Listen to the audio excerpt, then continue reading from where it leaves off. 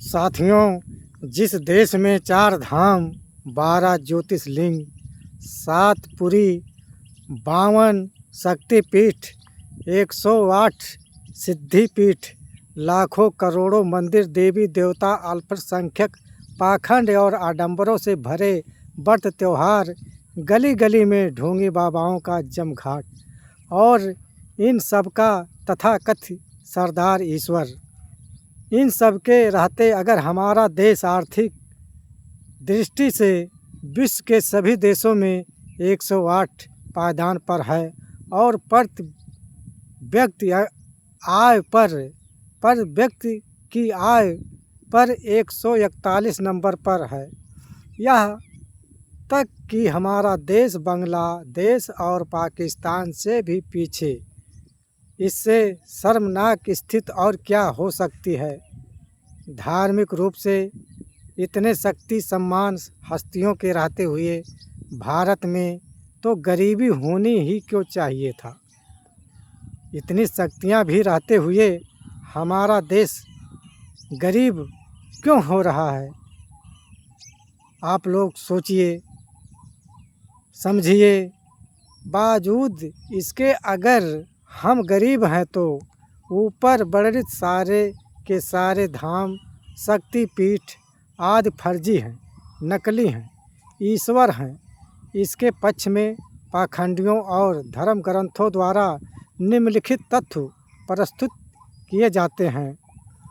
जिस प्रकार तिल में तेल, दही में घी, सूखी नदी के तलहटी में पानी और सूखी लकड़ी में अग्नि छिपी रहती है, इसी प्रकार ईश्वर या परमात्मा हमारे हृदय में छिपा रहता है। स्वर ही ईश्वर है। जिस प्रकार वायु को हम देख नहीं सकते किंतु वह सर्वत्र है, ठीक इसी तरह ईश्वर हर जगह और कण कण में व्याप्त है। आप जिसे अपना पिता कहते हो, क्या प्रमाण है कि वह आपका पिता है। भागवत गीता अध्याय 2 पृष्ठ 25। उपरोक्त ये सिर के पैर के बातें तो ये कह गए मगर आज तक एक भी दुनिया के सामने ना तो कोई प्रमाण रख पाया और ना ही बात बता सका कि यह ईश्वर है। देखो दुनिया वालों, मैंने पा लिया ये ईश्वर हैं। इनका ईश्वर भी इतने पत्थर दिल वाला है कि भक्तों की इज्जत नाक बचाने के लिए दुनिया के सामने एक बार भी नहीं आता। अब आइए जरा पाखंडियों के उपरोक्त चारों तर्कों का पोस्टमास्टर किया जाए, ताकि तथाकथित छिपे हुए ईश्वर को सामने लाया जा सके। जिस तरह तिल से तेल, दही से घी, सूखी लकड़ी से आग और नदी की तलहटी में से पानी को खोज कर मनुष्य निकाला, तो यह एक महान खोज था। इस महान आविष्कार को सभी ने देखा, चाखा, परात किया। परात करने की विधि सीखा, किंतु इनके कण कण में मौजूद और हृदय में निवास करने वाले उस ईश्वर को किसी ने आज तक नहीं देखा। अगर सचमुच ईश्वर हृदय में होता तो मुर्गों या बकरियों के काटने पर अवश्य ही बाहर आता। तेल, घी, आग, पानी की तरह माना कि यदि कटने पर भी नहीं निकलता तो मतलब अपने प्रिय अब आशियानों को नहीं छोड़ना चाहता, तो पकाने पर तो अवश्य निकल कर भागता।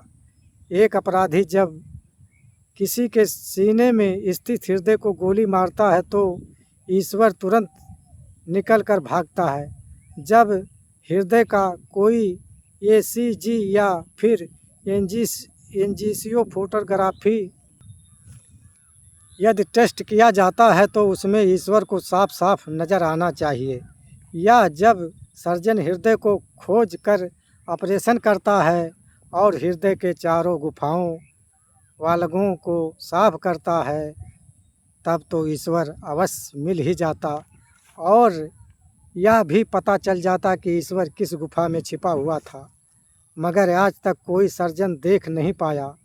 अब मैं पंडित, मौलवी और मदारियों से पूछना चाहता हूँ कि किस कण कण में विद्यमान तुम्हारे ईश्वर दर्शन देने में शर्माते क्यों हैं? तुम्हें उस ईश्वर को दिखाना पड़ेगा, अन्यथा स्वीकार करो कि तुम्हारे सारे प्रमाण झूठ की बुनियादी पर टिकी है। स्वर ही ईश्वर है।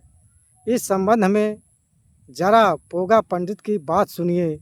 ये कहते हैं कि स्वर गाए और आप गाए, अर्थात जब तक स्वर है तब तक आप जिंदा हैं।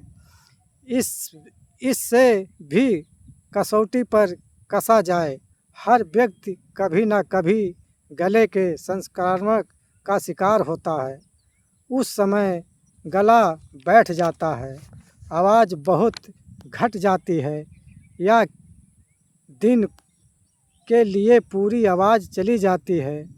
आज पैदा करने के लिए गले में वोकल कॉर्ड होता है। संक्रामक से वोकल कॉर्ड की आवाज़ पैदा करने की क्षमता प्रभावित होती है, तब सन्न सन्न की आवाज़ आती है और कभी कभी गला बैठ जाने के कारण आवाज़ पैदा नहीं कर पाते। अगर हम वोकल कॉर्ड काट दें तब हम बिल्कुल बोल नहीं पाएंगे, मगर आदमी जिंदा रहेगा, अर्थात आवाज़ या स्वर ईश्वर से बल्कि वोकल कॉर्ड से लोरेसिंग से पैदा होती है। आज अतः यह कहना है कि स्वर ही ईश्वर है पूरी तरह गलत और आधारहीन है। तीसरा प्रमाण यह सत्य है कि बाह्य अदृष्ट हम उसे देख सकते नहीं, परंतु उनके होने का अनेकों सक्षम देख सकते हैं। पहला स्थान विशेष पर वायु ठंडी है, गर्म है, सुहानी है, उमस भरी है, मंद मंद बह रही है, तेज वह बह रही है। हवा स्वस्थ या बावजूद है। हवा के वास्तविक व प्रमाण है जो सर्जन और दुर्जन समान रूप से ग्रहण करते हैं। आदिष्ट होते हुए भी हवा साधु और चोर दोनों को समान रूप से अनुभूति होती है।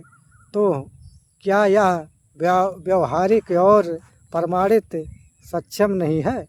परंतु ईश्वर कैसा है, वह तो दिखाई देता और ना ही उनकी अनुभूति होती।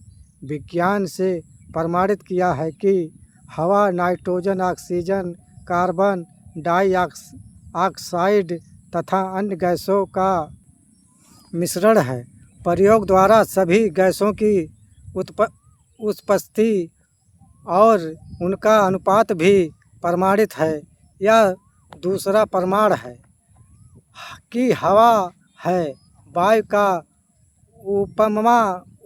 वायु का उपमा देने वाले क्या ईश्वर को किसी विधि द्वारा प्रमाणित करेंगे कि ये हैं? ईश्वर के होने का प्रमाण ईश्वर का अदृष्ट है कि कोई प्रमाण नहीं। हवा की अदृष्ट है कि प्रमाणों के साथ। चौथा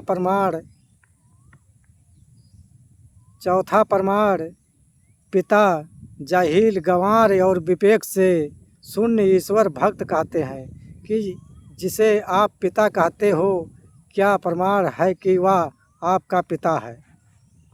यह बात इतनी तीखी और चुभने वाली होती है कि सीधे माँ के चरित्र पर चोट करता है और व्यक्ति निरुत्तर हो जाता है तथा कुछ पल के लिए दिमाग बंद कर देता है।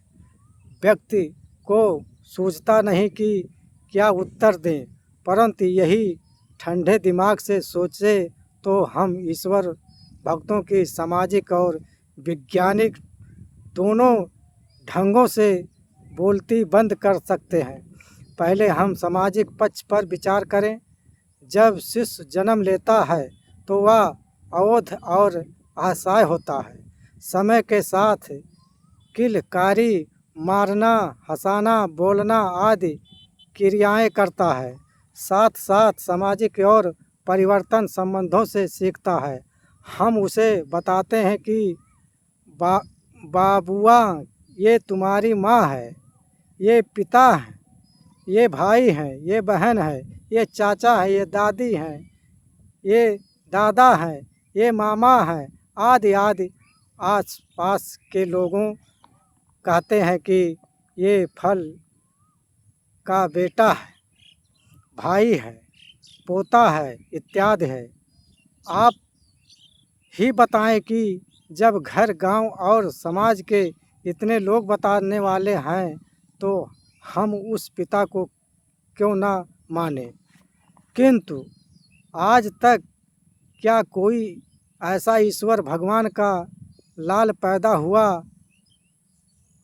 ईश्वर ने ही कोई ऐसा लाल पैदा किया जो यह बता सके कि ईश्वर है, मगर सृष्टि दुष्ट लोग जिसका कोई अस्तित्व नहीं, बावजूद या प्रभाव नहीं, गवाह नहीं, उनके होने के ढिढोरा पीटते हैं। भागवत गीता के अध्याय 2 या 25 पृष्ठ का उल्लू जलूस भावार्थ निकालते हुए स्वामी प्रभु पद जी आत्मा को प्रमाणित करने के लिए पृष्ठ 76 पर तर्क देते हैं कि पिता के स्वरूप को जानने का मात्र साधन या प्रमाण है। माता ये बिना सिर पैर की बातें लिख सकते हैं, कुछ भी कह सकते हैं। अब आइए विज्ञान की तर्क पर देखें। चिकित्सा विज्ञान DNA टेस्ट, जिसमें हम पैटर्निटी टेस्ट कहते हैं, के द्वारा अवैध या वैध माँ पिता की जांच करके दूध का दूध और पानी का पानी करके बता देता है कि इसका पिता कौन है। वह टेस्ट इतना सटीक है कि वह पिता की वैध पर मोहर लगा देता है। तो क्या ईश्वर के DNA टेस्ट जैसा कुछ है ताकि प्रमाणित हो सके कि यही ईश्वर है? सच तो यह है कि ईश्वर का अस्तित्व तो है ही नहीं। इसी तरह धर्मशास्त्रों और पोगा पंडितों ने जनमानस को उलझाए रख कर बताते रहें कि जीवों का निर्माण 5 तत्वों से सहयोग से होता है। कुछ तो मात्र 4 तत्वों तक ही सीमित रह गया, मगर किसी ने नहीं बताया कि ईश्वर 5 या 4 तत्वों से है। थ्योरी की जानकारी उन्हें कहाँ और किसको मिली और किसी वैज्ञानिक टेस्ट से प्रमाणित होता है? खाली हवा में तीर चलाने का कोई मतलब नहीं, परंतु रसायन विज्ञान, जीव विज्ञान और बायोकेमिस्ट्री के अनुसंधानों ने यह साबित कर दिया है कि प्रकृति में मौजूद कुल 92 तत्वों से मात्र 26 तत्व इनकी सूची में दे सकता है। जीवों को मजबूत और इन्हीं 26 तत्वों से जीवधारियों के शरीर का निर्माण होता है, न कि 5 या 4 तत्वों से। असल में चालाक और स्वार्थी पंडितों और पुराने समय के ज्ञान शून्य शासकों के ठगजोड़ ने पूरी दुनिया को अंधेरे में भड़काने के लिए छोड़ दिया। पाखंड और अंधविश्वास में डूबे हुए बुद्धिजीवी प्राणियों, डॉक्टर, इंजीनियर, वकील, शिक्षित विद्यार्थी आदि से पूछता हूँ कि क्या आपको ईश्वर मिला? यदि हाँ तो इसका झलक मुझे भी दिखाना।